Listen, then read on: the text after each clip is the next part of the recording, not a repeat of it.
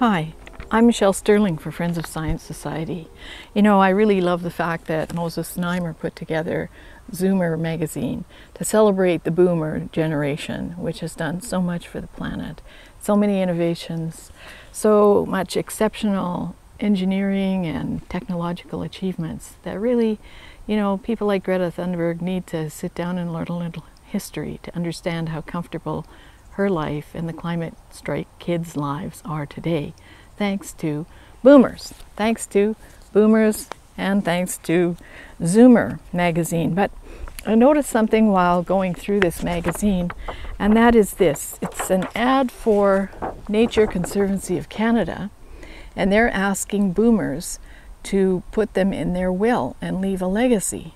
Now, I don't think that boomers understand how big the environmental movement has grown in Canada, how big they are, how powerful they are. For instance, if we look at the revenues of the top 40 ENGOs, most of which are tax-subsidized charities, we find that the revenues received by the ENGOs and their enviro law counterparts over the period of 2000 to 2018 was 18 times the revenues received by all federal political parties, and over 27 times the revenues received by the market-oriented institutes like, say, Fraser Institute. Both Ducks Unlimited Canada and Nature Conservancy Canada annually receive higher revenues than all the major federal political parties. A large portion of the funding to these organizations is from the federal government. And in fact, I believe it was a 2021 filing of Nature Conservancy, they, in addition to being tax subsidized, they received $52 million plus from governments in Canada. I'm not sure what for, but what I'm saying is that the tax pool is effectively being drained by these ENGOs, which have tremendous financial and political clout now. And they also have tremendous assets, huge assets, which of course become tax-free once they're under the shelter of a charity. So, you know, I think you should donate to whoever you want or put as a legacy whatever you want in your will. But you should realize that these ENGOs are actually making it difficult for you to access health care because they're draining the tax pool of billions of dollars every year.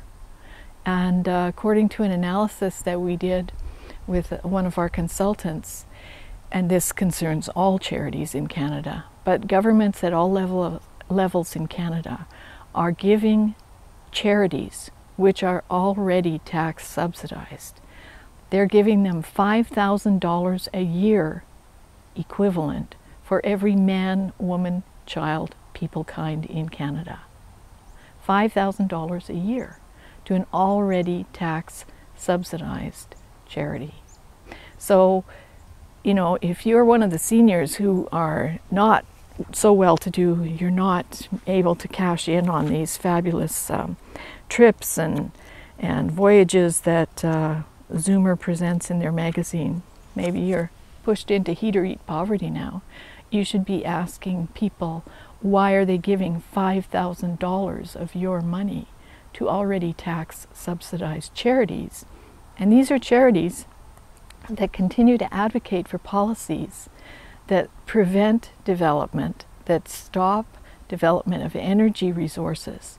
We're in an energy crisis worldwide now, and they're still blocking pipelines and development of coal mining, and they're not saving the planet. They're just putting you into heat or eat poverty, and your children and grandchildren into intergenerational, monumental debt.